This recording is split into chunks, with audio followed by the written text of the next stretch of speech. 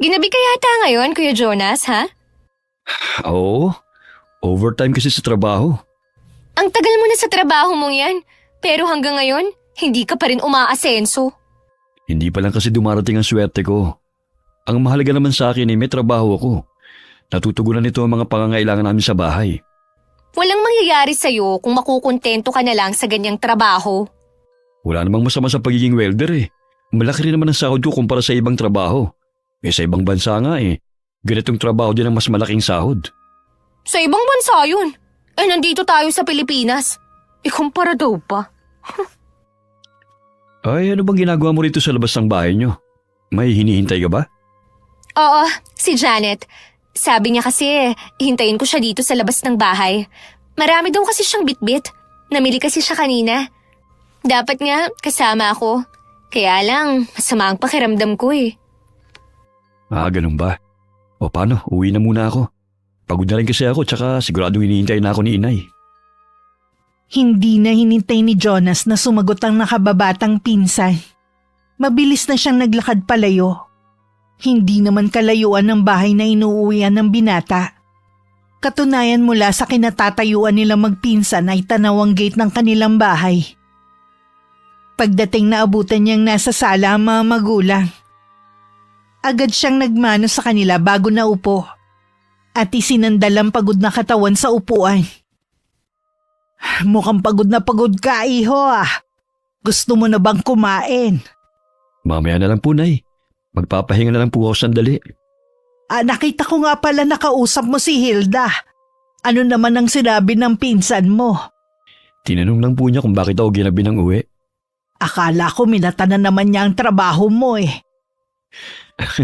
Sanay na po ako sa pinsan kong yun. Kahit ano naman po ang sabihin niya wala naman akong pakialam Hindi ka bawasan sa pagkatao kung malit ang tingin niya sa akin. Tama naman ang sinabi mo, iho. Kaya lang bilang ina nasasaktan din ako sa mga sinasabi nila sa inyong magkakapatid. Huwag niyo na lang po silang pansinin. Naniniwala po ako na lahat ng mga masasamang sinasabi nila sa atin, babalik po sa kanila. Balang araw tayo naman po ang titingalain nila. Alam kong marami kang plano sa buhay. Basta kami ng tatay mo Lagi lang nakasuporta sa inyo magkakapatid. Salamat po, Nay. Kayo ni tatay at mga kapatid ko po ang dahilan para mas lalo po ako magsumikap sa buhay. Ang swerte talaga namin sa pagkakaroon ng anak na katulad mo. Ganon din po ako sa inyo. Ang mabuti pa paghahain na kita. Kumain na kami kanina, hindi ka na namin nahintay. Alam ko kasi nagagabihin ka na naman Ayos lang po yun. Sinabi ko naman po sa inyo na huwag niyo na akong hintayin Baka nga po abutin pa ng 1 linggo ang overtime ko sa trabaho. Wag mo sanang abusuhin ng katawan mo, ha? Alam ko kaya mo tinatanggap ang OT sa trabaho dahil nag-iipon ka para sa graduation ng kapatid mo. Ayoko na po kasi na kung kailan deadline tsaka tayo maghahagilap ng pambayad. Maigi na po ngayon pa lang nag-iipon na ako. Ang bait mo talagang kapatid. Lagi kong ang pangaral sa dalawa, huwag sayangin ang pagsasakripisyo mo para sa kanila. Makita ko lang po sila makapagtapos ng pag-aaral masaya na ako Huwag lang po sana nilang kakalimutan kayo ni tatay. Mabait naman ang mga kapatid mo. Huwag lang talaga maiimpluwensyahan ng mga masamang barkada. Hindi naman po kayo nagkulang sa paalala sa kanila Aba, kung mapapariwara pa sila, kasalanan na nila yun. Ay siya, kumain ka na. Magsasara lang ako ng pinto at mga bintana. Ang tatay mo nakatulog na pala sa upuan. Kanina pa yan inaantok Hinintay ka lang niya talagang dumating. 3 taon na si Jonas sa kumpanyang pinapasukan bilang welder. Mabigat ang trabaho pero dahil malaki naman ang pasahod kaya siya tumagal. Isang kakilala ng ama na malapit na noon magretiro ang nagpasok sa binata.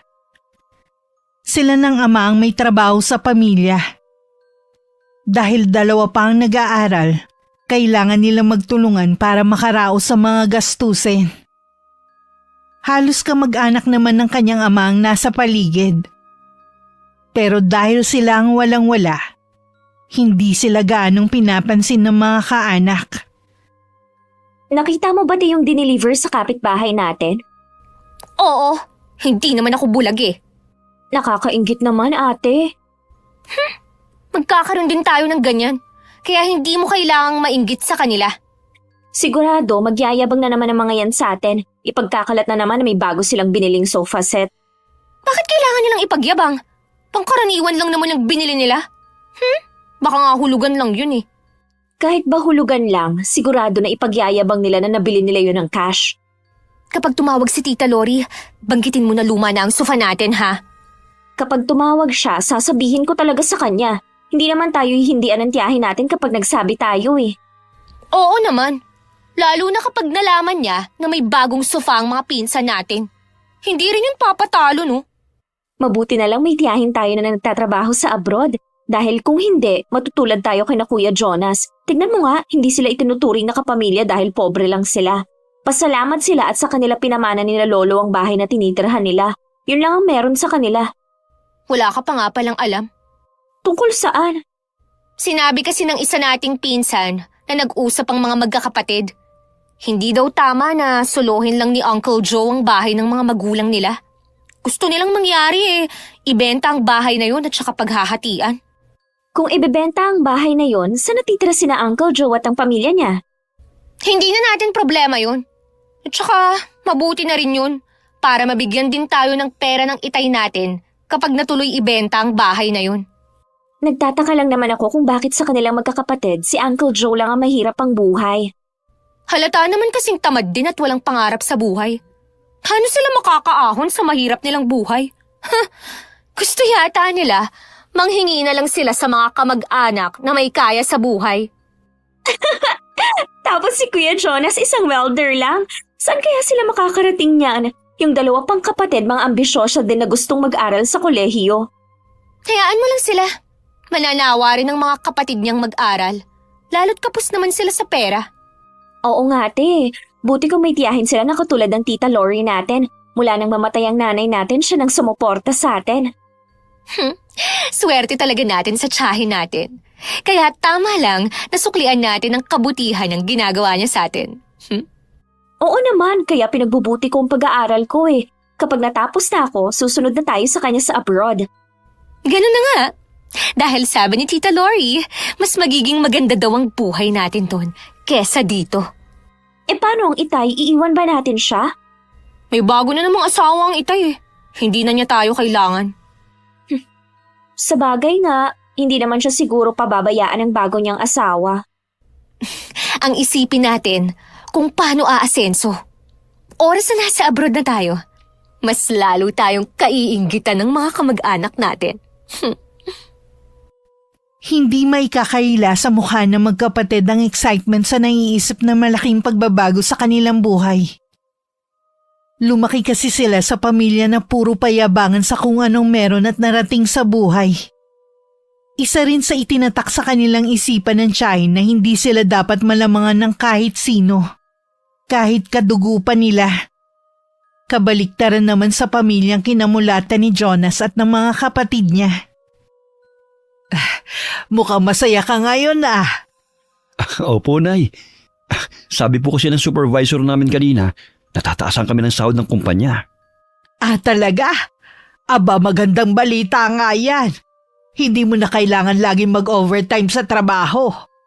Sayang din po na yung bayad sa OT namin eh.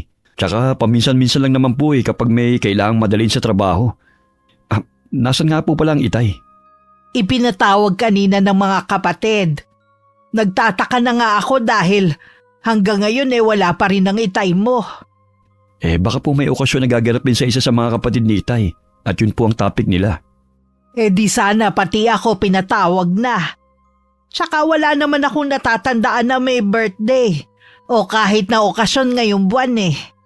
Ano nga kaya ang dahilan ng pagpapatawag nila kay itay? Sana naman hindi problema. Hindi naman po siguro. Alisin niyo na po yan sa isip niyo. Pasensya ka na anak ha. Masyadong nega ang nanay mo. Naiintindihan ko naman po kayo Pero sana iwasan niyo na po ang pag-iisip ng hindi maganda. Para sa'yo anak gagawin ko.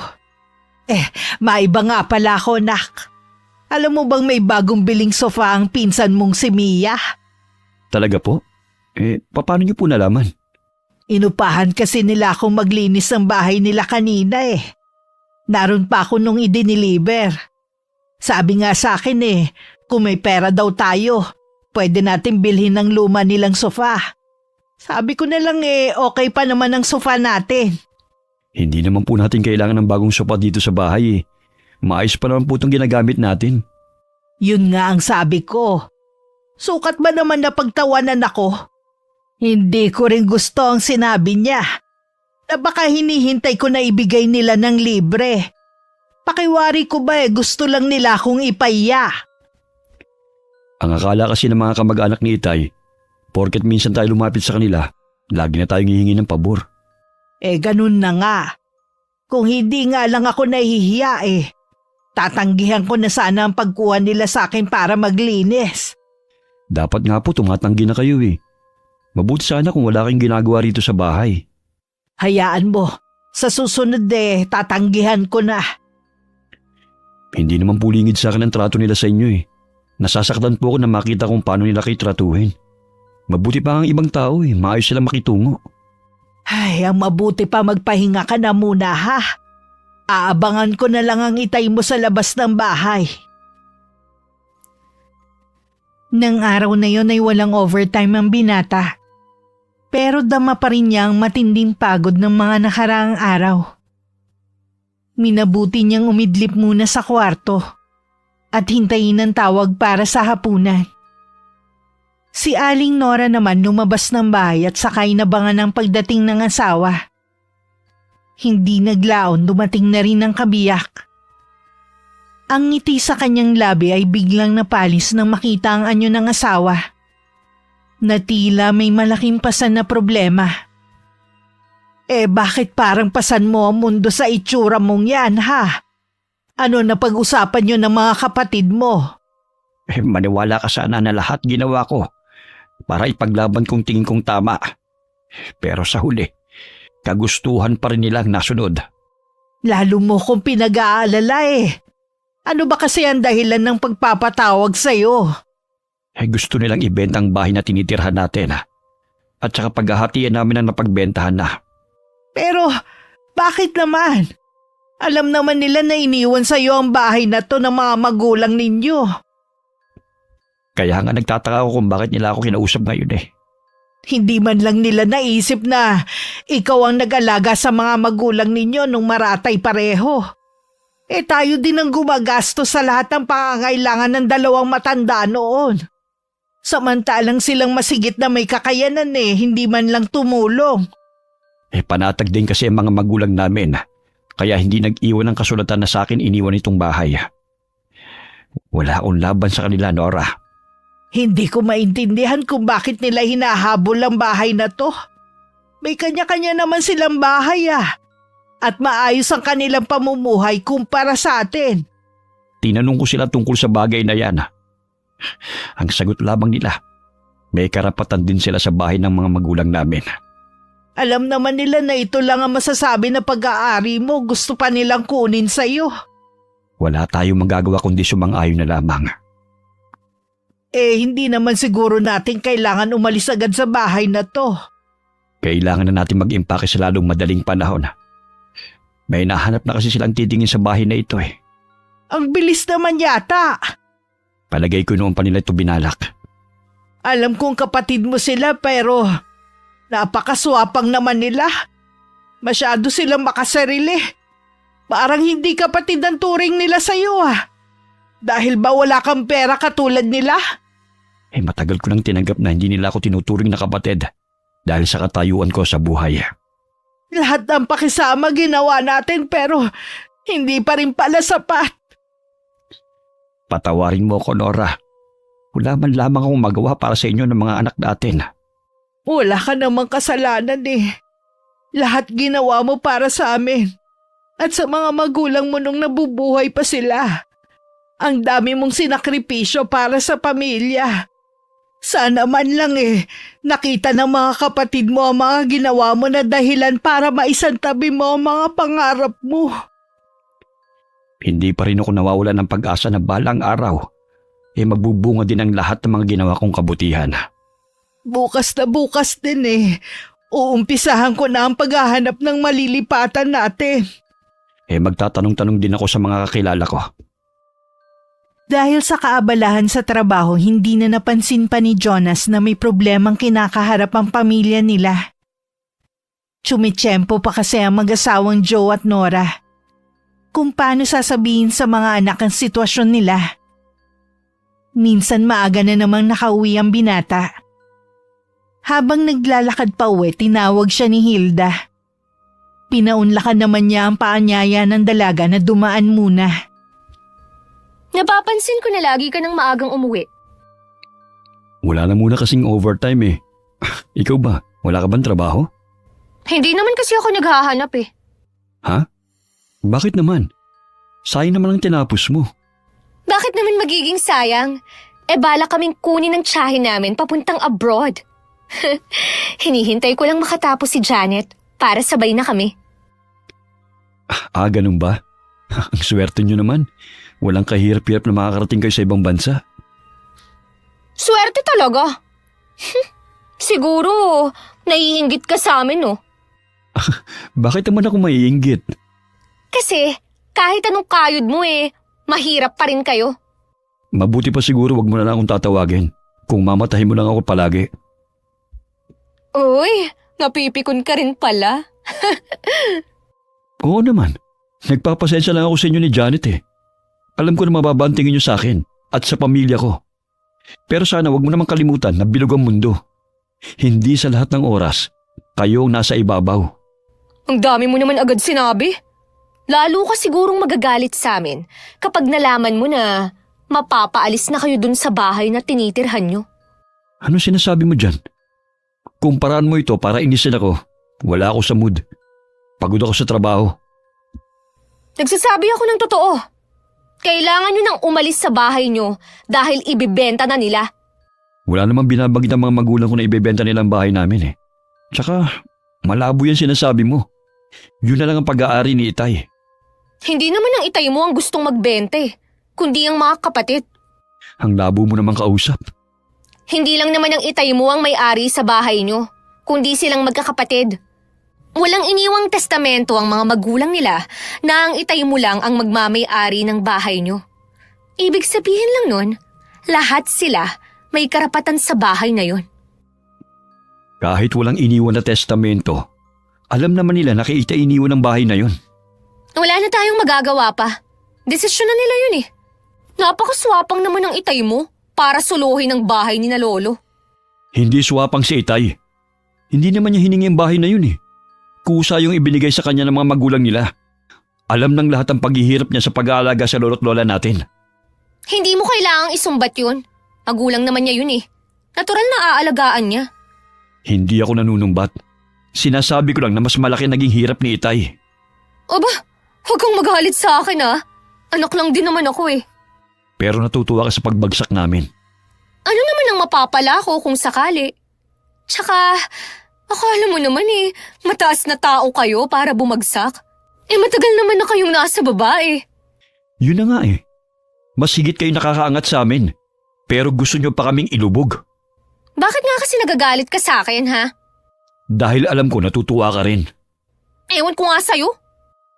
O baka naman hanggang ngayon galit ka pa rin sa mga kapatid ko, ha? Hanggang ngayon ba?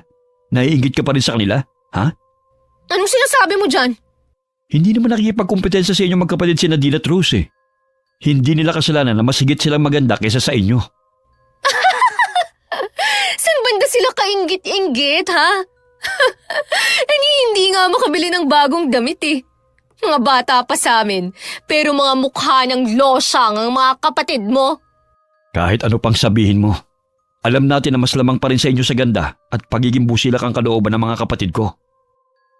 Kitang-kita ni Jonas ang pagkalukot ng mukha ng dalaga dahil sa kanyang tinuran.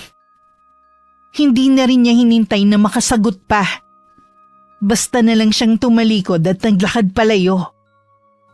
Pagdating sa bahay, sinalubong agad siya ng sumunod sa kanyang kapatid na si Dina. Masama raw ang pakiramdam ng ama nila. Kumusta pong Itay? Maayos na ang lagay niya. Hayaan na lang muna natin siya makapagpahinga. Salamat naman at ayos na ang itay. Ano po bang nangyari sa kanya? Pag-uwi niya kanina namumutla na siya. Gusto ko sana siyang dalhin sa ospital kaso ayaw naman niya. Gastos lang daw, tapos pauuwiin lang kami. Sabi niya bigla na lang daw siya nahilo. Nagpahilot na lang siya sa akin. May pera pa naman ako dyan, Nay. Gamitin niyo muna. Bukas dalhin niyo sa ospital ang itay. Pasama na lang po muna kay Dina o kay Rose. Pareho naman po silang walang pasok O sige anak, hindi rin kasi ako matatahimik kapag hindi na pa-check up ang itay mo Pasensya ka na rin ha. Alam ko meron kang pinaglalaanan ng pera mo. Nakalaan po talaga yun sa mga ganitong pagkakataon. Naisip ko nga baka ang dahilan ng pagkahilo ng itay mo dahil sa hindi siya makatulog nitong mga nagdaang gabi. Meron nga po pala akong gustong itanong sa inyo, Nay. Tungkol naman saan iho? Totoo ba na gustong ibenta ang bahay na ito ng mga kapatid ni Itay? Nakarating na pala sa'yo. Malamang ang nagsabi sa'yo magkapatid na sina Hilda at Janet, no? Akala ko pa ba malino na sa mga kapatid ni Itay na sa atin na itong bahay? Bakit kailangan pa nilang pag-interesan? Hindi ko rin alam, iho. Pero kung tutusin may karapatan naman talaga sila sa bahay na to. Napakaswapang naman nila. Ito na nga lang ang meron tayo, gusto pa nilang kunin. Nagpasya kami ng tatay nyo na magpaubaya na lang. Naghahanap na rin kami ng malilipatan natin. Yun po sigurong iniisip ni Itay kaya hindi siya makatulog. Laman ang isip niya na mawawala na sa atin ang bahay na ito. Sino naman kasi ang mag-aakala na darating balang araw ang problemang to? Ako rin po, Inay. Hindi ko lubos akalain na mangyayari to. Maayos kasi ang buhay nila kumpara sa atin. Kaya nagulat ako na pag-iinteresan pa nila ang bahay na ito. May mga tao talaga na hindi kontento sa kung anong meron sa kanila. Hindi man lamang nila inisip ang mararamdaman ni Itay. Nag-usap na kami ng itay mo dahil sa ginawang ito ng mga kapatid niya. Puputulin na natin ang koneksyon sa kanila. Paig naman po ang Itay. Sa maraming pagkakataon lagi na lang ang itay niyo ang nasusunod. Sa pagkakataong ito ako naman ang pakinggan niya. Alam ko po na nagagalit din kayo at masama ang loob. Oo, aminado naman ako Pero wala naman akong karapatan dahil asawa lang ako. Kahit po ang Itay, inalisan na rin nila ng karapatan. Yun na nga ang sinasabi ko sa tatay niyo Kaya tama lang na lumayo na tayo at putulin na ang koneksyon sa kanila. Hindi naman sumang-ayon si Jonas sa gustong mangyari ng kanyang ina. Hindi naman kasi lahat ng kamag-anak ng ama nila masasama ang ugali. May mga pinsan din siya na nakakasundo niya. Yun nga lang bihira na sila magkita-kita. Abala na kasi sila sa sariling pamilya at mga trabaho. Minabuti niya na wag na lang kontrahin ng ina para hindi na dumagdag sa sama ng loob nito. Nang mga sumunod na araw, lahat sila abala sa pag-iimpake ng mga gamit nila. Sino po yung nakasalubong ko sa may gate natin? Sila yung bibili ng bahay natin. Bakit naman po parang nagmamadali sila na may benta itong tinitira natin? Matagal na daw kasi tayo nakikinabang sa bahay na ito. Kaya tama lang na may benta ka agad. Sana naman hinintay nila makahanap tayo ng matutuluyan. May nakita na kami ng mga kapatid mo. Rekomenda ng isa nilang kakilala.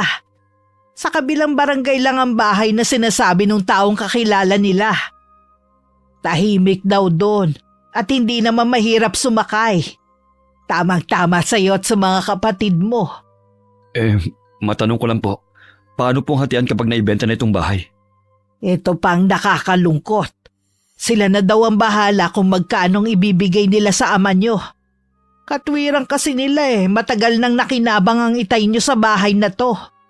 Ano bang utak meron ng mga kaanak natin? Sana naman maisip nila mga mabubuting ginagawa ng itay sa kanila. Hayaan na lang natin ang mga pangyayari. Ang mahalaga naman buong pamilya natin at wala tayong inaagrabyado. Alam ko po nasasaktan kayo, Tay. Patawad po kung wala akong magawa. Marami ka nang nagawa sa pamilyang ito. Sapat na ang mga naitulong mo sa pamilya natin. Maiwan ko muna kayo mag-ama dito, ha? Tutulungan ko lang ang dalawa sa pagliligpit sa kwarto. Magpahinga ka na lang muna, anak. Alam ko, pagod ka sa trabaho. Ayos lang po ako, tay. Tutulong na rin po ako. Kailan po ba tayo aalis? May nakausap na akong kaibigan na tutulong sa paghahakot ng mga gamit natin. Ayaw na nga akong singilin eh. Tulong na raw yun ng kaibigan ko sa akin. Sa linggo na tayo aalis. Ako na lang po kung gano'n na magbabayad ng uupahan nating bahay. Tutulungan kita. Hindi naman ako papayag na akuin mong pagbabayad sa lahat ng gastusin natin. Isang araw bago ang paglipat ng pamilya ni Jonas, bumisita sa kanila magkapatid na Hilda at Janet. Nagkataon na si Aling Nora lang ang naroon ng mga sandaling yun.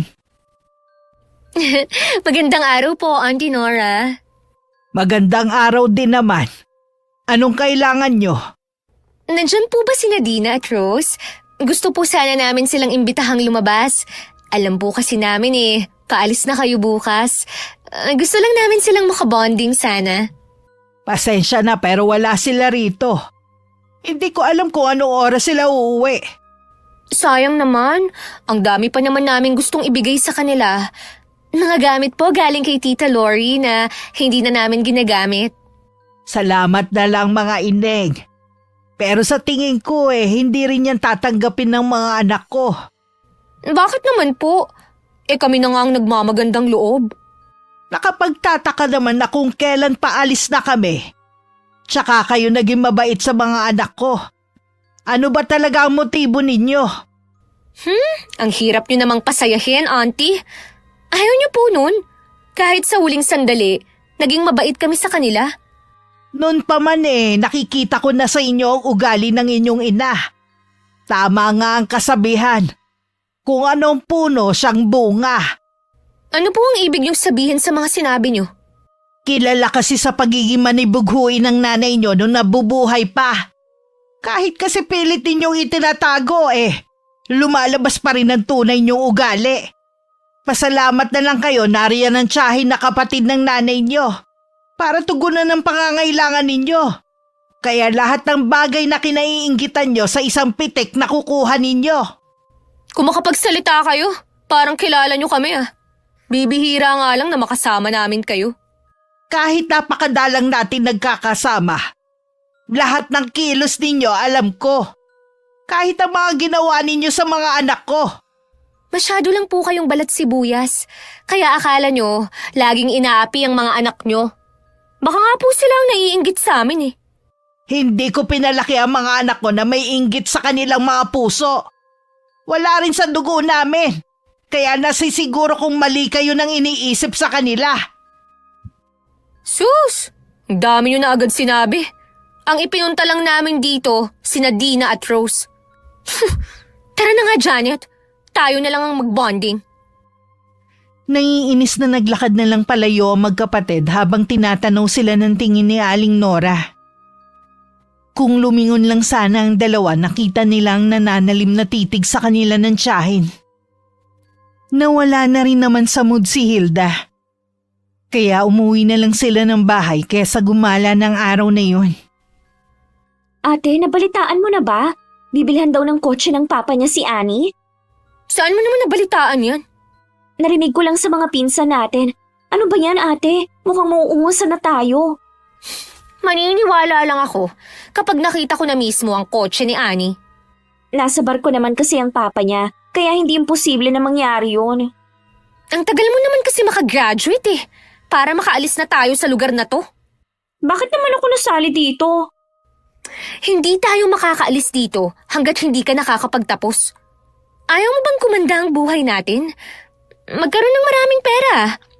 Magagawa lang natin to kung nasa ibang bansa na tayo. Kahit naman tayo nandito ibinibigay naman ni Tita Lori ang mga kailangan natin. Subukan kaya natin na hilingin na bilhan tayo ng kotse. Tamang-tama malapit na ang birthday ko. Sigurado na bibilhan tayo. Ayaw naman yun na nalalamangan tayo ng mga pinsan natin dito Nakakainis nga lang ang mga pinsan natin. Tingin ko ba sinasadya nila na makipagkompetensya sa atin? Hindi nila tayo mauungusan. Makikita mo. Saan kaya lilipat sila Kuya Jonas? Sa tingin mo kaya uuwi na lang sila sa probinsya ni Auntie Nora? Sa pagkakaalam ko, mahirap sa probinsya ni Auntie Nora. Kaya nga napakadalang niyang umuwi sa kanila. Swerte na nga niya kay Uncle Joe. Sa asawa lang niya yata naranasan ng maginhawang buhay. Sayang hindi natin nakumpirma kung saan sila lilipat. Si Auntie Nora kasi, laging mainit ang dugo sa atin. Ayaw pa rin kalimutan ang nangyari noon. Nagtataka naman ako sa'yo kung bakit lagi mong pinagtitripan ng mga pinsan nating yon. Sinira mo pa talaga ang gown nila noon. Ngayon tuloy galit sa atin si Auntie Nora.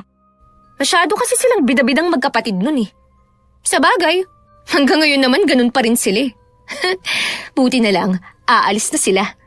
Lagi na lang kasi silang pinupuri ng mga magaganda ng mga bisita tuwing may handaan sa pamilya natin. Mabuti nga, nagbago na sa paglipas ng panahon eh. Doon na sila sa kusina na pupunta. Doon talaga sila bagay maging tagahugas at tagasilbi. Paano kaya yan? Sino nang kukunin nilang tagahugas? Bakit ganyan kang tumingin sa akin? Bigla ko kasing naisip na baka tayo ang ipalit. Sira! Hindi mangyayari yun. Kapantay lang natin sila, no? Hindi nila tayo pwedeng utusan. Maliit na halaga lang ang binigay ng mga kapatid kay Mang Joe. Dismayado man, mas pinili na lang nila mag-asawa na manahimik. Biglang may naisip si Aling Nora. Hindi lang niya sigurado kung papayag ang asawa at mga anak. Ano ka mo? Gusto mong umuwi sa probinsya ninyo? Oo, pwede naman na doon na mag-aral ang dalawa eh. May mga eskwelahan naman sa bayan. May mga trabaho din na pwedeng pasukan si Jonas. Makakapagbagong buhay na tayo ron. Sa bagay, kahit saan naman ako tumira ayos lang sa akin. Ang inaalala ko lamang yung mga bata. Kung halimbawa naman na hindi pumayag ang mga anak natin di hindi tayo uuwi. Kung sakali ba na uuwi tayo sa inyo, may matitirhan naman kaya tayo roon. Oo naman, nandun pa naman ang kaperasong lupa ko Hindi ko lang sinasabi sa'yo pero laging nagchat-chat ang mga pamangkin ko. Sinasabi nila na gusto na nga ako makita at makasama ng mga kapatid ko. Sana nga mapapayag natin ang magkakapatid na umuwi roon. Sa umpisa lang naman sila maninibago pero katagalan makakasanayan na rin nila ang buhay probinsya. Pag-usapan natin kapag walang pasok si Jonas sa trabaho at wala rin pasok ang dalawa sa eskwelahan. Maiba nga pala ko. Tutal malayo na tayo sa dati nating bahay. Gusto kong pag-usapan sina Hilda at Janet. Iba ang kutob ko sa kanila Noon mo pa naman sinasabi ang bagay na yan. Kilala mo naman ako. Kapag kinutuban sa isang tao, laging tama. Wala na naman tayo roon Hindi na natin sila makikita pa. Kaya alisin mo na sa isip mo ang mga pamangkin kong yun. Pasensya na. Tama ka naman. Mula ngayon hindi na tayo magbabanggit ng tungkol sa pamilya mo. Nang dumating ang araw ng linggo, kinausap ng mag-asawa ang mga anak tungkol sa naiisip nilang plano. Hinintay muna ni Jonas na matapos magsalita ang mga magulang bago siya magsalita para magbigay ng opinyon. Wala naman pong problema sa akin kung gusto niyong umuwi sa probinsya ni Inay. Minsan na rin po ako nakauwi ng bata ko sa lugar natin. Masasabi ko na ayos naman po ang buhay doon. Ang sa akin lang naman po sayang po kasi ang trabaho ko rito Ang ibig mo bang sabihin, iyo, magpapaiwan ka rito? Gano'n na nga po sana. Pwede naman po kung umupa ng maliit na kwarto malapit sa pinapasukan kong trabaho. Wala namang problema sa akin. Kaya lamang itong nanay mo. Alam mo naman kasi na hindi ako sanay na malayo ka sa amin Pero nasa hustong gulang ka naman na. Ayokong saklawan pa ang mga gusto mong gawin. Basta wag mo lang sanang kalilimutan na lagi kang tumawag sa amin at nadalaw ka rin sa amin.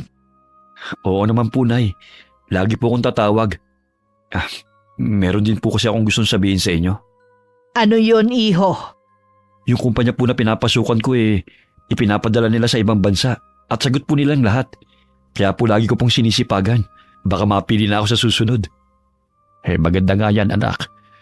Wala ka pa namang pamilya. Kaya pwede mo yung iprioridad.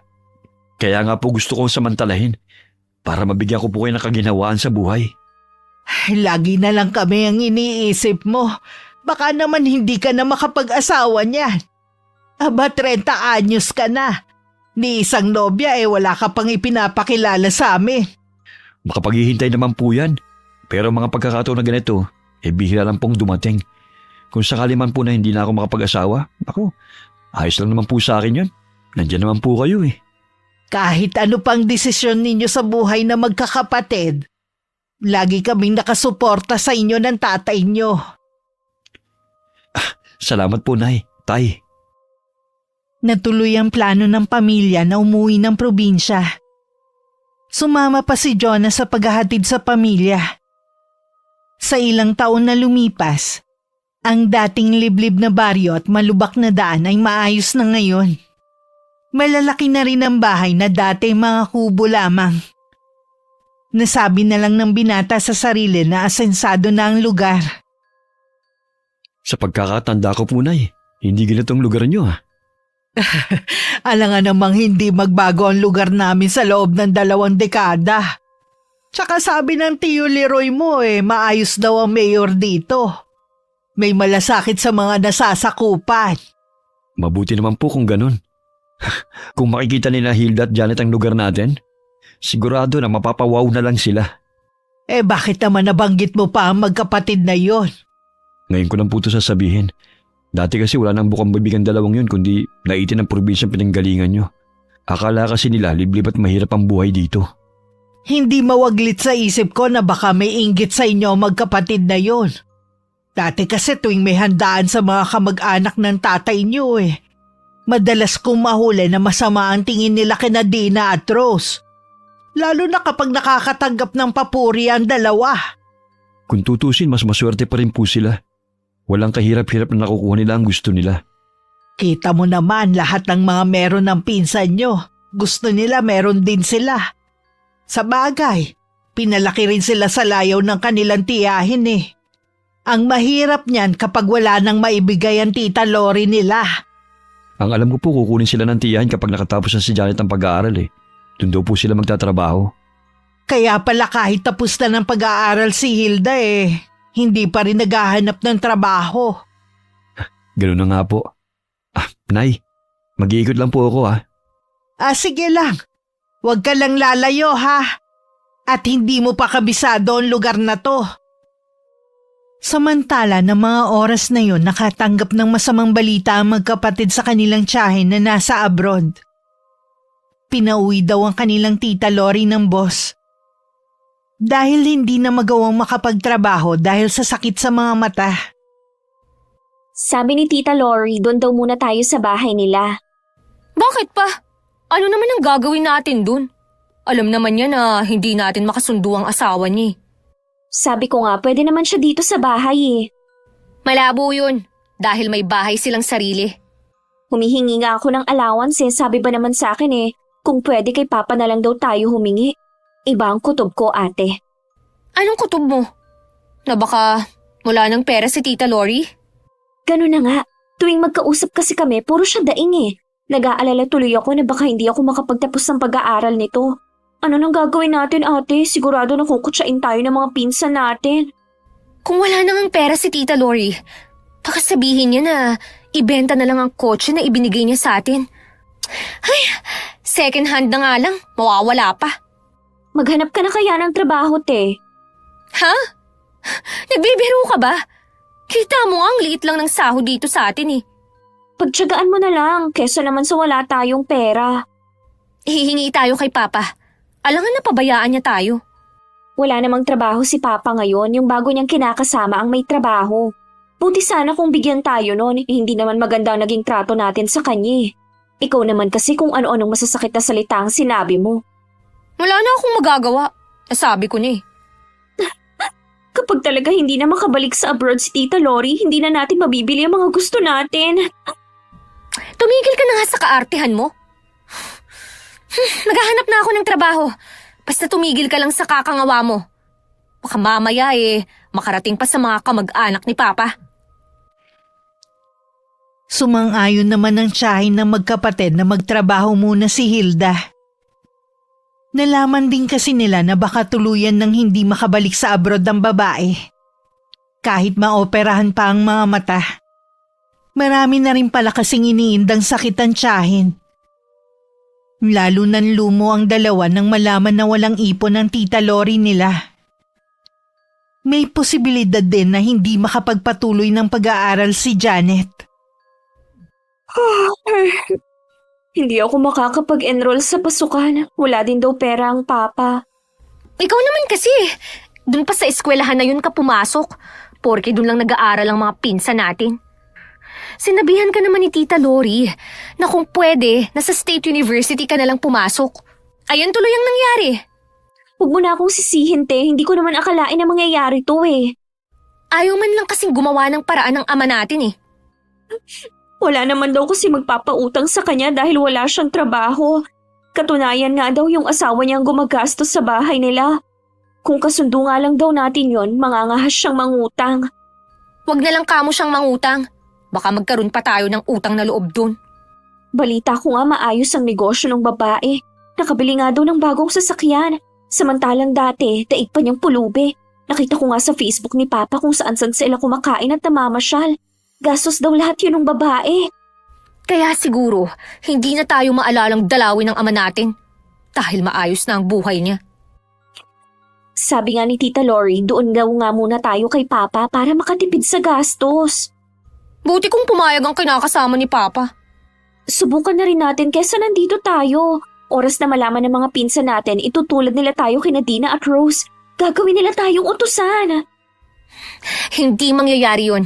Kaya umiwas ka na muna sa kanila. Baka mamaya madulas ka pa at masabi mo ang sitwasyon natin. Napilitan na maghanap ng trabaho si Hilda. Noon niya naranasan kung gaano pala kahirap. Akala niya magpapasa lang siya ng requirements. Tapos hihintayin lang niya na tawagan siya. Ilang kumpanya na rin ang in-applyan niya pero hindi pa rin siya natatanggap. Hilda?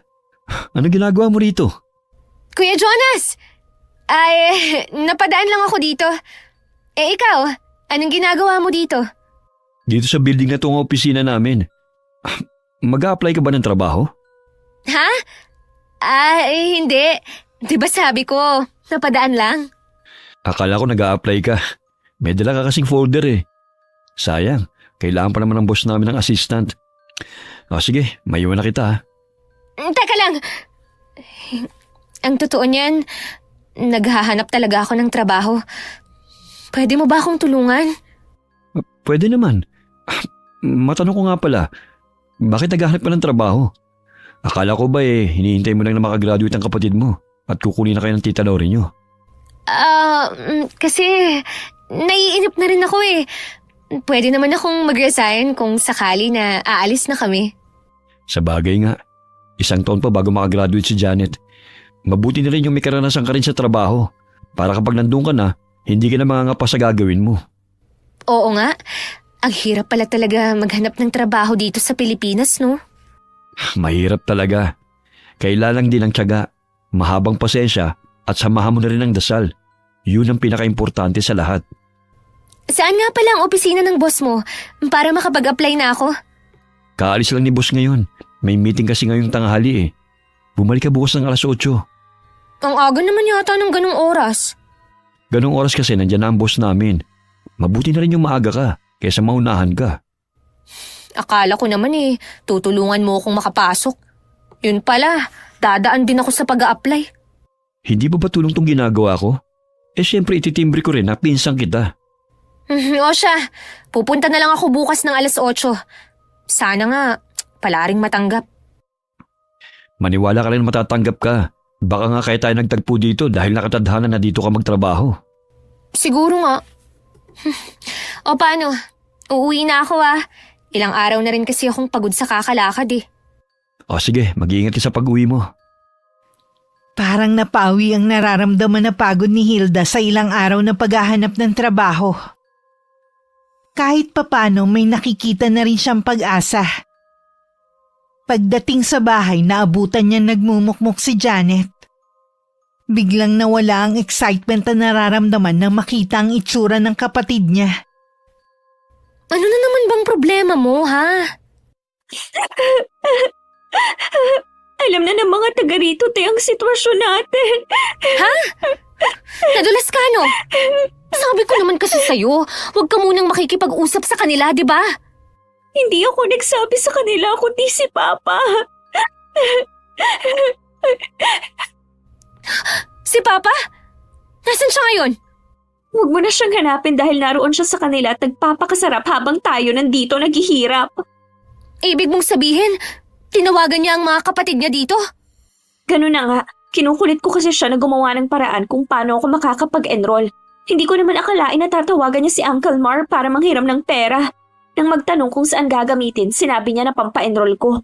Nandito sina Daniela kanina at siyang nagsabi sa akin. Parang gusto ko nang matunaw kanina sa kahihiyan.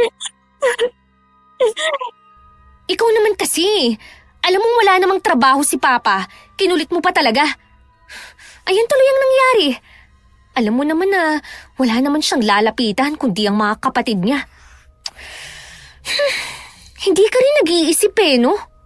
Akala ko kasi mapipilitan siyang humingi sa kinakasama niya eh. Tanga! Sinabi naman sa'yo dati pa na hindi niya pangangahasan na mangutang doon para ibigay sa atin. Anong sabi ni Daniela kanina? Papahiramin ka rin ba ni Uncle Mar?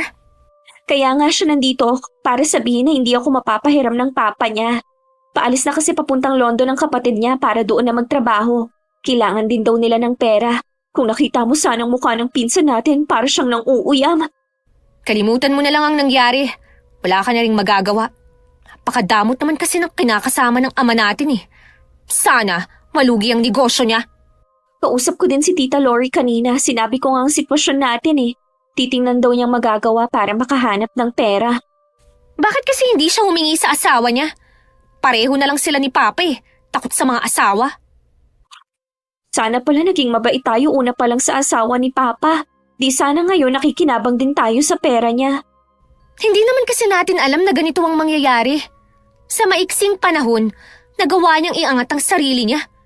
Pinatunayan niya na mali tayo sa ginawa nating pagtrato sa kanya. 2 linggo na lang pasukan na, hindi na ako makatulog sa kakaisip. Tanggapin mo na lang habang maaga pa na hindi ka na makakapasok. Sayang naman te, 1 taon na lang tapos na ako eh. Anong gagawin natin? Walang dapat sisihin kundi ikaw rin. Hindi sana darating ang problema mong to kung umpisa pa lang hindi sa eskwelahan na yun ka pumasok. Inggitera ka kasi. Nagsalita ang hindi inggitera. Ikaw din naman sa private mo noon gustong pumasok kumontra ba ako? Dun sa pinasukan mo, sobrang mahal ng tuition fee mo. Wala namang espesyal. Pareho lang din naman ang turo. Ay, huwag na nga tayong magtalo. Baka lalo lang tayong malasin eh. Kamusta nga palang pag-a-apply mo? Hindi naman sa lahat ng oras minamalas tayo. Kanina, aksidente kaming nagkita ni Kuya Jonas. Kailangan daw ng assistant ng boss niya. Pinababalik niya ako bukas.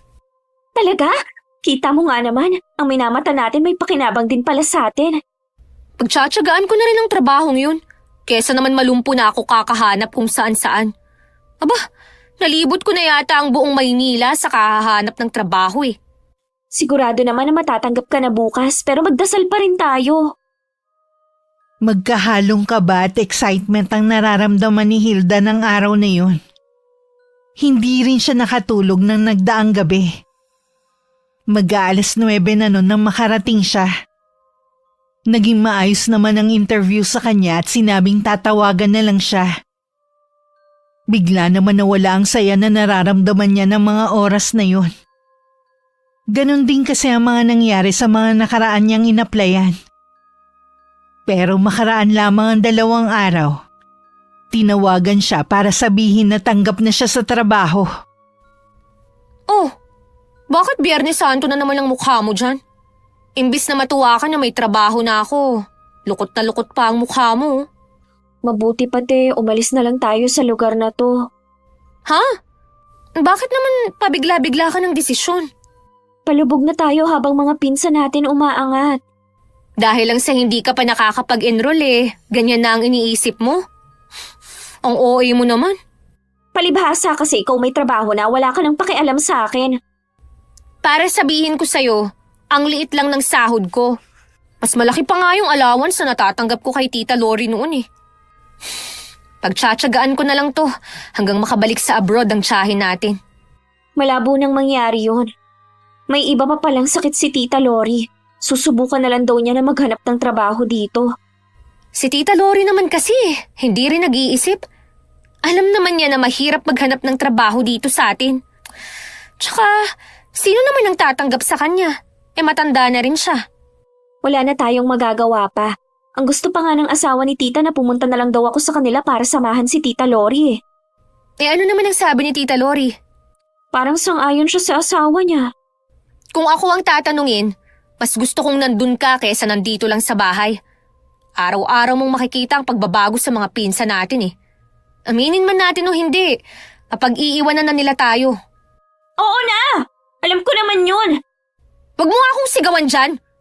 Nagsasabi lang ako ng totoo, kaya hindi mo kailangang magalit. Pasensya na, te. Desperada na talaga ako eh. Relax ka lang kasi. Bakit hindi ka mamasyal kasama ng boyfriend mo o ng mga kaibigan mo? Sige, siguro nga makakatulong yan sa akin kesa magmukmuk ako dito sa bahay. Yan, ganyan nga. May ilang araw pa naman bago ang pasukan. Malay mo, makagawa ng paraan si Papa o si Tita Lori. Mula na magumpisa sa trabaho si Hilda, hindi pa rin sila nagkikita ni Jonas. Hindi naman kasi interesado ang dalaga na pasalamatan ng binata. Para sa kanya kasi, wala naman siyang dapat ipagpasalamat dito. Dahil hindi naman sanay magtrabaho, naging mahirap sa kanya ang ginagawa. Hindi rin niya makasundo ang mga katrabaho niya. Ilang linggo ka pa lang sa trabaho mo, mukhang bugnot na bugnot ka na. Gusto ko na nga mag-resign eh. Paano ba naman kasi? Yung mga katrabaho ko, kilala pala nila si Kuya Jonas. Wala na silang ginawa kundi purihin ang lalaking yun. Eh di ba sa site naman nagtatrabaho si Kuya Jonas, paano naman nila nakilala? Aba, ewan ko. Alam naman natin na mapapelang pinsa natin yun. Baka kahit hindi siya kailangan lagi siyang nasa opisina. Eh di aalis ka na talaga. Yun sana ang gusto ko. Pero nakausap ko si Tita Lori. Humihingi sa akin ng tulong. Sabi ko, sakto lang sa gastusin dito sa bahay ang sahod ko eh. Kanina nga nagpunta dito mga pinsan natin. May handaan daw kina Uncle Mar. Padespedida yata dahil paalis na ang isa nating pinsan. Parang ayokong pumunta. Siguro kasi iba na ang tingin nila sa atin. Ang pangarap kong makapag-abroad, nauna pa ang pinsan nating makaalis. Kung hindi ka pupunta, hindi na rin ako pupunta. Sigurado ipagyayabang na naman nila yung mga latest nilang cellphone. Samantalang tayo, hindi na natupad ni Tita Lori ang pangako niya. Hindi pa ba nakakapagpa-opera si Tita?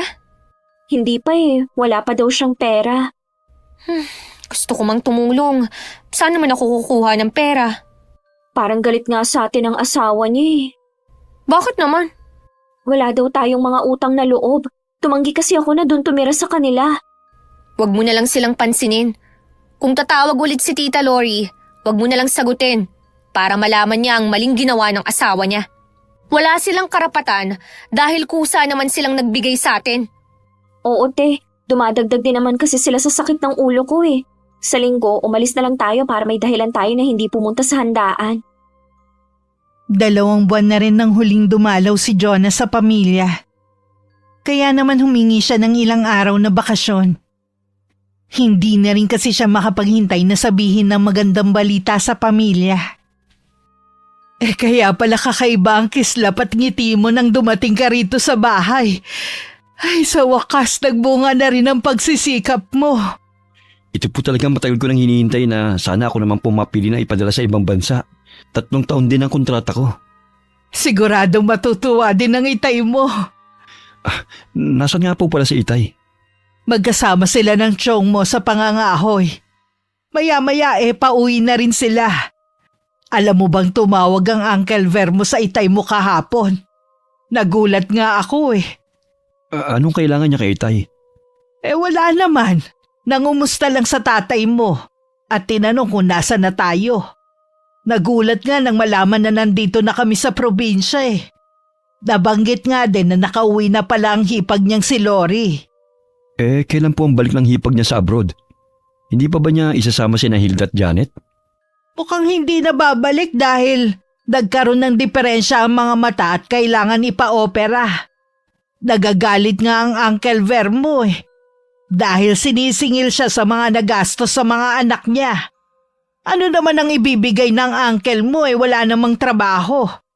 Ang gusto yata ni Lori eh, sa asawa siya humingi ng pera.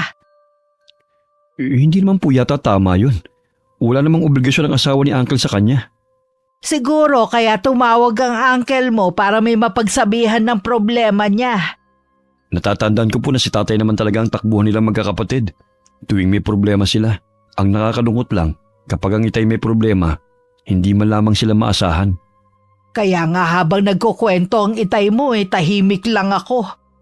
Ayoko kasing isipin niya na baliwala na sa akin ang ginawa ng mga kapatid niya sa atin. Hindi naman po siguro nakakalimot ang itay. Sadya lang po kasi na mabait siya at bilang panganay sa kanila, siya na lang ang umuunawa. Sana naman eh manindigan ng itay mo na putulin na ang koneksyon sa kanila. Wala na dapat siyang pakialam kung ano ang problema ng uncle mo sa hipag niya. May naalala nga po pala ako, Nay. Si Hilda nga po pala nagtatrabaho na sa kumpanya na pinapasukan ko. Yun pala ang dahilan kung ba't napilitan na siya magtrabaho. Wala nang susuporta sa kanila. Tumigil na nga si Janet sa pag-aaral eh. Wala na daw makuhanan ng pambayad sa tuition fee. Sayang naman, 1 taon lang siya. Hindi naman kasi sila may kaya sa buhay eh. Pinipilit makipagsabayan sa mga pinsan. Kung ano nakikita sa iba gusto meron din sila. Hindi nila alam inilubog na nila sa utang na loob ang kanilang ama sa tiyahin nila. May mga ugali nga po ang magkapatid na yun. Marami din silang hindi magandang ginawa sa akin. Pero hinahayaan ko na lang po. Mas gusto ko mag-focus sa trabaho at sa pangarap ko. Tama yan anak. Kahit nasa iisang kumpanya na kayo eh, iwasan mo pa rin si Hilda. Huwag po kayo mag-alala, Nay. Hindi po kami magkikita dahil nasa opisina po siya at sa site naman ako nagtatrabaho. Paalala lang naman ng sa akin. Wala po akong pinagsabihan sa pag-alis ko. Gusto ko po na kailangang makaalam. Ayoko po kasi mausog ang pag-alis ko eh. Lagi ka lang magdasal na ilayo ka sa mga taong puno ng inggit ang katawan. Baka sila magdala sa'yo ng kamalasan. Opo, Nay. Lagi ko pong tatandaan ang mga sinasabi niyo. Mabuti naman anak. May tiwala naman ako sa iyo eh. Alam ko kahit saan ka makarating, hindi ka gagawa ng ikapapahamak mo. 2 buwan pa naman bago ang pag-alis namin ng mga kasamahan ko. Kailangan ko lang walang palpak na trabaho o chismis na pwedeng ikasira ko. Medyo mahigpit kasi ang boss namin eh. Mabait kang bata. Kaya wala silang masisilip na butas sa iyo. Oo naman po. Pare-pareho nga po kami ng nararamdaman ng mga kasama ko. Karapat dapat kayo ng mga kasama mo na maipadala sa ibang bansa. Nakarating naman kay Hilda na isa si Jonas sa mga napiling ipadala sa ibang bansa ng kumpanya. Hindi rin siya makapaniwalang ganun kalaki ang sasahurin ng mga trabahador na ipapadala. Ang swerte mo naman. Ganyan lang naman ang trabaho mo pero makakarating ka pa ng ibang bansa. Samantalang ako, nagtitiis sa maliit na sahod dito. Kapag natuloy ka, sigurado na mauungusan na kami ng mga kapatid mo. Hindi ako papayag. Mas mababa pa kayo kaysa sa amin. Tapos ngayon, sa isang iglap, kayo na ang nakakaangat sa amin. Kailangan kong mapigilan yun sa kahit anong paraan. Buong maghapon na nag-isip ng plano si Hilda. Masyado na siya nabubulagan ng nararamdaman niya. Kaya puro masasamang bagay na lang ang pumapasok sa isip niya. Pagdating sa bahay, sinabi niya kay Janet ang nalaman. Totoo ba yan, te? Kinumpirma din ni Sir kanina. Pinuri pa niya si Kuya Jonas dahil sa galing at husay nito sa trabaho. Para daw hindi napapagod ang katawan. Yun daw ang kailangan nilang mga tauhan, batak sa trabaho. Talaga bang wala na tayong pag-asa na umangat? Puro na lang ba sila, ha? Hindi naman ako papayag na makaalis si Kuya Jonas. Nakikini-kinita ko na kapag natuloy siya at bumalik, siya naman ang mangmamata sa atin. Sigurado ko, gaganti sila ng mga kapatid niya. Paano mo mapipigilan ang pag-aalis niya kung pinili nga siya ng kumpanya niyo? Basta, mag-iisip ako ng paraan. Bilisan mo lang, Teha, baka makaalis si Kuya Jonas. Huwag mo nga akong madaliin. Kung tinutulungan mo ba naman sana ako sa pag-iisip eh. Hindi yung puro na lang gala ang alam mong gawin. Hindi rin kita maintindihan. Noong nagmumukmuk ako dito sa bahay, payo mo gumala ako kasama ng mga kaibigan ko. Ngayon nagagalit ka dahil yun na lang ang lagi kong ginagawa. Pwede mo naman kasi akong tulungang mag-isip habang gumagala ka. Oo na, sa iba nating pinsan wala ka bang naiisip na plano para bumagsak sila? Wala na tayong magagawa sa kanila. Masyado na silang mataas para mahila natin pababa. Naiinis na nga rin ako kay Tita Lori kung ano-ano ng mga sinasabi. Ano bang sinasabi niya? Ikaw lang naman ang lagi niyang kinakausap eh. Dahil daw sa atin kaya hindi siya nakapag-ipon habang nasa abroad. Lahat daw ng luho natin ibinibigay niya, dapat daw bayaran natin siya. Kasalanan pa pala natin yun. Siya nga yung nandun sa ibang bansa eh. Bakit hindi siya nag-ipon? Itinuring daw niya tayo mga anak kaya lahat ibinigay niya. Umaasa siya na balang araw susuklian natin lahat ng ginawa niya. Mas lalo akong hindi tatanaw ng utang na loob sa kanya dahil sa mga sinasabi niya. Hanggang ngayon nga hindi pa rin siya nakakapagpa-opera. Karma na yun sa kanya dahil sa sama ng ugali niya. Bakit pa kasi siya ang naging kapatid ni Mama eh? Naisip ko nga na umuwi na lang kay Papa para makaranas naman ng kaginhawaan. Kaya mo bang pakisamahan ang asawa ni Papa? Hindi naman siguro hahayaan ni Papa na apihin ako ng babaeng yun. Huwag mo sanang kakalimutan. Bahay niya yun at siya lang ang may pera. Susubukan ko na makisama. Kesa naman na nandito lang ako at nakikita ko mga bagay na pangarap ko na kahit kailan wala nang pag-asang makamit ko pa. Sige, hintayin mo na ako. Pagkatapos ng gagawin ko kay Kuya Jonas, aalis na ako sa trabaho ko. Hindi rin naman ako masaya eh. Hindi ko makasundo ang mga katrabaho ko. At lagi pa akong napapagalitan ng boss. Sige te, magtitiis pa ako ng konti dito sa atin. Masyado ka kasing nagpapa-apekto sa mga nakikita at naririnig mo eh. Ate, lahat ng nakikita ko, pangarap ko. Hindi ko matanggap na abot kami na sana natin ang lahat pero napurnada pa nang magkasakit si Tita Lori. Naiintindihan naman kita. Masakit din sa akin na mawala ang lahat sa atin. Tuwing nakakasalubong ko kaya ang mga kamag-anak natin dito, hindi ako makatingin. Pakiramdam ko kasi hinuhusgahan nila ang pagkatao ko. Alam ko naman na pinag-uusapan nila tayo kapag nakatalikod tayo eh. Yun din ang palagay ko, te. Kahit hindi ko naririnig ang pinag-uusapan nila. Konting tiis na lang, ha? Makakalayo na rin tayo sa lugar na to. Kailangan mo lang tibayan ang loob mo. Isang linggo na lang nun bago ang araw ng pag-alis ni Jonas na makipagkita sa kanya ang pinsan na si Hilda. Puno man ng pagtataka. Maluwag naman niyang pinatuloy sa kanyang maliit na tinutuluyan ng pinsan. Paano mo nalaman kung saan ako tumutuloy? Ano ka ba, Kuya Jonas? Iisang kumpanya naman ang pinapasukan natin. Madali lang para sa akin malaman ang tinitirhan mo. Nakauwi ka na ba ulit sa probinsya nyo? Pati pala yun alam mo. Kay Papa ko nalaman na mas pinili na lang ng mga magulang mo na doon tumira. Kaya ako tinatanong kung nakauwi ka na para malaman kung nakapagpaalam ka na ba sa kanila. 'Di ba? Sa isang linggo na ang alis nyo ng mga kasama mo? Pati pala pag-abroad ko alam mo na rin. Sa bagay, hindi na nga nakapagtataka. Ang swerte mo naman. Piruin mo, wala kang binitiwang gastos, tapos may allowance pa kayo habang wala pang sahod. Libre din ang tutuluyan nyo ron. Swertihan lang din talaga. Tsaka, matagal ko na itong pinagdadasal na sana ako naman ang mapili sa susunod na magpapadala sila ng mga tauhan. Natupad na rin naman ang pangarap mo eh. Ilang tulog na lang, makakaalis ka na. Nalaman ko na nandito na pala ang Tita Lori mo. Puto na rin pala ang sustento niyo sa kanya. Pagbutihin mo lang sa trabaho mo. Malay mo makapag-abroad ka rin ng walang tulog sa ibang tao. Saan mo naman nakuha ang balita na yan? Sa papa mo. Tumawag kasi siya kay Itay. Naglalabas ang sama ng loob dahil inaawit sinusumbatan daw siya ng tiyahin niyo.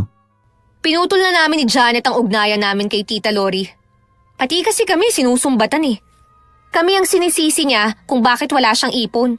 Sa amin daw kasi nauubos. Intindihin niyo na lang siguro. Di ba may sakit yun ngayon? Siguro tuliro lang ang isip niya. Dapat nga dinadamayan niyo siya ngayon eh. May asawa naman siya eh. Hindi naman siya pababayaan nun. Alam mo, kung hindi ka magbabago, lalayo talaga sa inyo ang grasya. Hindi man lang ba pumasok sa isipan niyo? Kaya ganyan ang nangyayari sa buhay niyo para magising kayo sa katotohanan. Pwede ba? Huwag mo akong sermonan. Ang dami ko na nga ang iniisip. Dadagdagan mo pa. May kung ganun, ano ba kasing ginagawa mo rito? Baka kasi makaalis ka na nang hindi man lang tayo nag-uusap. Kaya ka ba biglang bumait sa akin dahil alam mong paalis na ako? Nagpinsan pa rin naman tayo eh. Hindi man tayo magkasundo noon. Pwede naman siguro na magbati na tayo, 'di ba? Sa dami ng mga ginawa mo sa akin, binaliwala ko na lang lahat yun. Ayoko kasi magtanim ng sama ng loob sa kapwa ko eh. Masyado na akong masaya at kontento sa takbo ng buhay ko. Mabuti ka pa. Sana kapag naroon ka na, huwag mo kaming kalilimutan ng kapatid ko ha. Huwag ka mag-alala. Pag uwi ko, may pasalubong ako sa inyo. Ngayon pa lang nagpapasalamat na ako sa'yo. Sige ha. Aalis na rin ako para makapagpahinga ka na rin. Ay, kuya, pwede bang pa-CR muna? Sige, ayun sa dulo. Pagpasensya mo na ha. Kurtina lang ang tabing dyan eh. Matagal nang nakaalis si Hilda. Pero palaisipan pa rin sa binata ang pagdalaw nito sa kanya. Hindi rin mawala sa kanyang isipan ang misteryosong ngiti ng dalaga. Naiiling na lang siya na inalis na lahat ng alalahanin sa kanyang isip. Nahiga na lang siya at ipinikit ang mga mata. Isang araw bago ang alis ni Jonas at ng mga kasama nang ipatawag siya sa opisina. Ganun na lang ang gulat niya sa sinabi ng kaharap. Hindi siya kabilang sa aalis kinabukasan. Dahil umano sa ginawa niyang malaking kasalanan. Hindi po totoo ito, boss. Tapat at malinis po ako sa trabaho ko. Hindi nga po ako uminom at naninigarilyo eh. Yan pa kayang bawal na gamot. Boss, maawa naman po kayo. Matagal ko na pong pinangarap ang makapagtrabaho sa ibang bansa para sa pamilya ko. Hindi ko kailanman sisirain ang pangarap kong yun. Hindi ko po alam kung paano yun napunta sa mga gamit ko. Pero maniwala po kayo. Hindi akin yan. Halos lumuhod na si Jonah sa harap ng boss at ng iba pang naroon sa opisina na yun. Pero lahat sila buo ng desisyon. Nahatulan siyang guilty sa isang paratang na hindi naman niya ginawa. Ilang sandali lang pumasok na ang dalawang security guard. At kinaladkad siya palabas sa gusaling yun kung saan siya nangarap ng mataas. Sa isang iglap na wala lahat sa kanya. Hanggang makauwi tulala pa rin siya. Sa probinsya bigla naman nabitiwan ni Aling Nora ang basong may laman ng tubig. Bumagsak yun sa sahig at nagkapira-piraso. Ano yung narinig ko? Dora? Oo, huwag ka munang kumilos dyan. Baka maapakan mo yung bubog. Bigla na lang kasing nadula sa kamay ko eh. May dinaramdam ka ba? Namumutla ka kasi at nanginginig. Labig na kamay mo ah. Bigla kasi kong kinabahan. Bigla ko rin naalala si Jonas. Kung ano-ano kasing iniisip mo eh.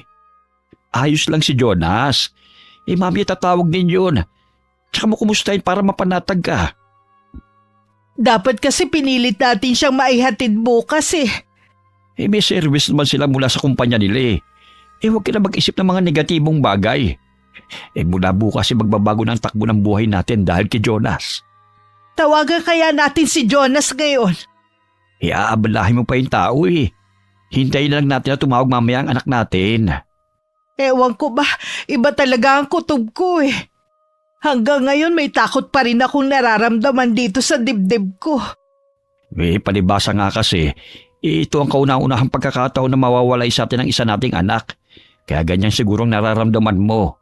Normal lang na mag-alala at matakot. Siguro nga, Pero mas mapapanatag lang ako kapag nakausap na natin si Jonas. Sige na, ang mabuti pa ay magpahinga na lang muna sa kwarto.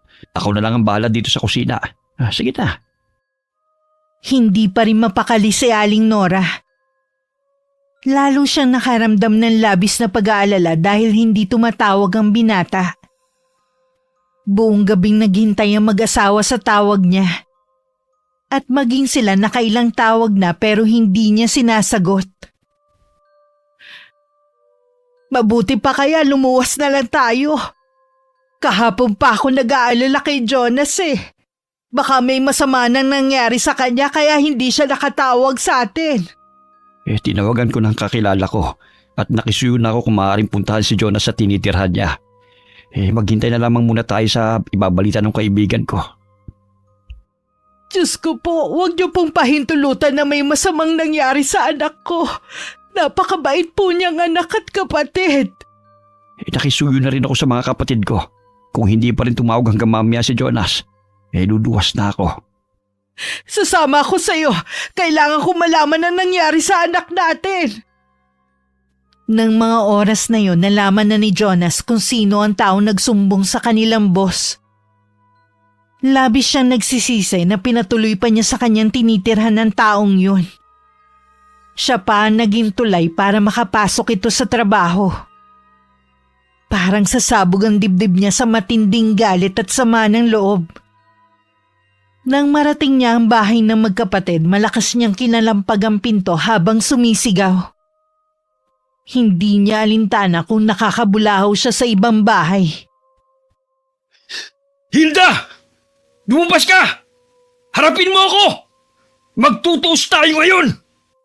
Kuya Jonas, anong ginagawa mo dito? Ang aga mo naman mong bulahaw. Nasaan ang ate mo? Ilabas mo siya! Huminahon ka nga muna, nakakahiya sa mga kapitbahay Wala akong pakialam! Ilabas mo ang kapatid mo! Nandito na ako. Pwede ka na sigurong huminahon. Ang mabuti pa, pumasok ka muna. Dito tayo sa loob ng bahay mag-usap. Hindi na! Mas gusto ko rito! Huwag mo nga akong hilahin! Ano ba? Nasasaktan ako! Ay, huwag mo kalagkan ng ate ko, bastos ka! Dito tayo mag-uusap sa labas! Ano bang problema mo, ha? Bakit mo ba kami ginugulo? Huwag mong sabihing magpinsan tayo! Ipakukulong ka namin! Ikaw pa may gana na ipakulong ako? Ha? Sinira mo ang buhay ko! Ang pangarap ko sa pamilya ko! Ano bang nagawa ko sa inyong kasalanan, ha? Hindi ko alam ang sinasabi mo. Huwag ka na magsinungaling pa! Kung alam ko lang na ikaw sisira sa pangarap ko, hindi na sana kita tinulungan na makapasok sa trabaho. Wala kang utang na loob! Huwag mo akong pagbibintangan, ha? At wala akong utang na loob kahit kanino, lalo na sa'yo!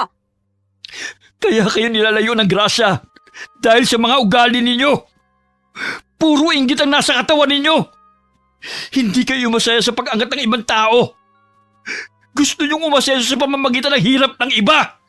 Sinabi niyong tumigil ka na Naririndi na ako sa mga sinasabi mo. Hindi ako titigil hanggat ikaw umami sa ginawa mo sa akin. Ikaw ang naglagay ng ipinagbabawal na gamot sa gamit ko. Ikaw rin ang nagsumbong sa boss natin para hindi ako makaalis. Naiinggit ka sa akin. Kayo ng kapatid mo. Dahil alam mong mahihigitan na namin kayo. Umamin ka na! Oo na! Totoo lahat ng sinabi mo! Hindi ako papayag na umangat ka kasama ang pamilya mo! Hindi kayo karapat-dapat na umasenso! Uunahan mo pa kami?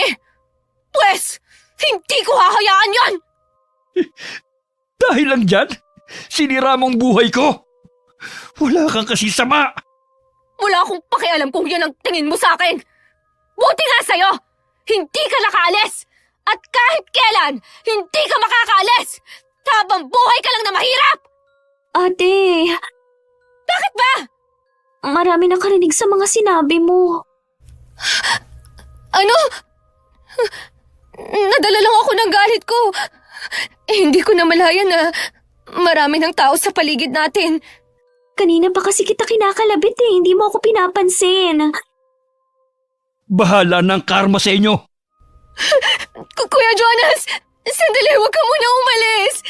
Hayaan mo muna akong magpaliwanag. Huwag mo akong hawakan! Lumayo ka sa akin! Baka magdilim ang paningin ko at kung ano pang magawa ko sa'yo! Maniwala ka sa akin, kuya. Hindi ko sinasadya ang lahat. Narinig ko ng katotohanan. Sapat na yun sa akin. Kuya Jonas! Kuya Jonas, sandali lang! Ate, mabuti pa pumasok na tayo sa loob. Kinukuha na nila tayo ng video. Ano ba ang tingin-tingin niyo, ha? Tapos na ang palabas! Magsiuwi na kayo! Aga-aga! Chismis ang sinasagap niyo! Magsiuwi na sabi kayo eh! Ate, halika na. Pinapalala mo lang ang nangyayari. Tara na sa loob ng bahay. Bakit ba nangyayari sa atin to, ha? Puro na lang kamalasan ang tumarating sa atin. Sigurado nakalat na sa Facebook ang video ng pag-aaway niyo ni Kuya Jonas. Napigilan nga natin siya sa pag-alis. Malaking kahihiyan naman sa atin ang naging kapalit. Nakarating na rin sa mga kapatid ni Jonas ang video na kumakalat. Agad nilang nakilala ang kapatid at pinsan na si Hilda. Pinakita nila yun sa mga magulang. Napahagulgol na lang si Aling Nora pagkatapos mapanood ang buong video. Joe, ang anak natin. Kailangan niya tayo. May mga naghahanap na sa kanya. Baka pauwi na rin siya rito sa atin. Hintayin na lang natin siya. Wala naman siyang ibang pupuntahan eh. Paano yun nagawa ni Hilda? Dahil sa anak natin kaya siya nakapasok ng trabaho. Napakasama niya para sirain ang pangarap ng anak natin. Hindi ko palalampasin ang ginawa ng magkapatid na yon. Wala na akong pakialam kung tuluyan na kami magkalayo ng kanilang ama. Sinira nila ang anak natin dahil sa matinding inggit. Jonas, nasaan ka na, anak? Umuwi ka na dito. Hayaan mong